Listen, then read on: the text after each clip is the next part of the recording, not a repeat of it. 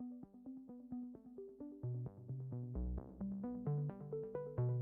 don't know who to start with. Let me start with you, John. I mean, when did you guys first cross paths?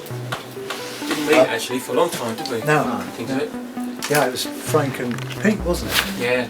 Well, I sent you before though, you wrote me that letter. Yeah. Soon after I finished lecture went to number one, there was a lot of shit at the press, and John wrote this really nice thing about, well, I remember, but it was like What Gary did, essentially, was listen to everything that was happening at that point and distilled it into something really perfect.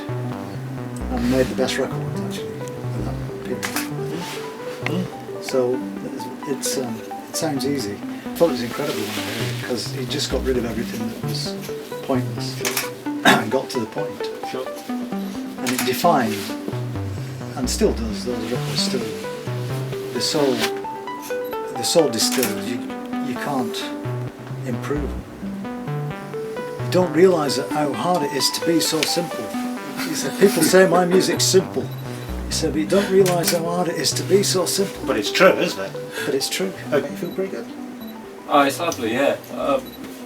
You have your own opinion about these things, though.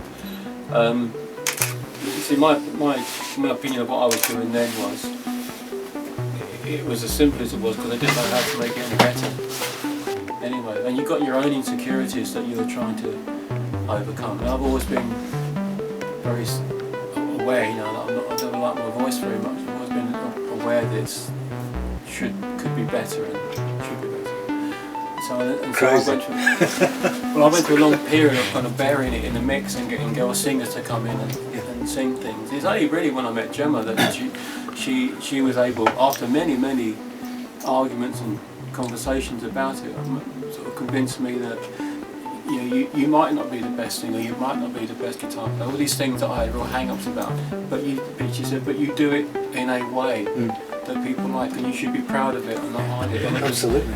It was only after sort of many chats with her that I began to, I still don't necessarily agree with that, but I accept it, for what it is now, and so, the voice went back up, I stopped having girl singers on the albums, but it was all just covering up, trying to make a better album based on what I saw as sort of deficiencies.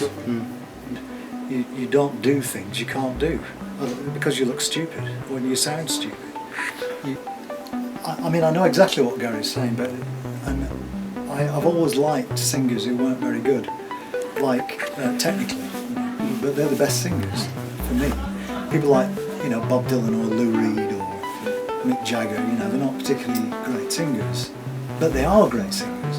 But they're not great singers in any conventional sense. But they can get a song over better than anybody else. Because there's something of them going into it? Because they're not trying to be something else. They're just working with what they've got. Sure. And they're not hidebound by technique. Yeah, and one of the definitions of talent is making the most of your own limitations, isn't it? And I think that's spot on. You find out what you can do and what you can't, and then you work within that. I think it affects songwriting as well. I've noticed that tend to write songs that highlight how gifted they are as a player. Endless guitar solos, very complicated chord structures, because you think because they can. Sure. Yeah. Doesn't necessarily mean that they should. Yeah. How many guitar solos can you listen to? Yeah. Quite often, some of the best things happen because you don't know what you're doing. You're stumbling along. You don't have any of these structures that you're meant to follow, or guidelines that you're meant to stick to, because you don't know what they are. So you just stumble along. And I've kind of wanted to stay working like that always. And it's difficult because you do inevitably learn as you go along. You kind of want to keep that ignorance almost about how to do it, because then you'll do something that no one else has done, possibly. Is Gary, what's happening to him, because it's great to watch, because I've seen him in operation from when this kid from nowhere came with all the answers in 1977 or 8, and the trajectory has been really interesting, because it was forgotten about for a bit in the 80s when I've talked about the 80s being the most boring period for me, and get recovered now by other generations, and that's the really exciting thing is that when music crosses generations, you know it's got something. Otherwise, it just gets forgotten. We all get forgotten at some point. But the stuff that gets remembered has some substance, and it's really interesting to see what's happening with Gary, and also that it's really taken hold in America. It's just brilliant. I didn't think beyond. No. I thought you do it maybe. Yeah. Have what success you had, be gone, finished. Yeah. Long before 30. Yeah. I didn't just think beyond 30. Yeah.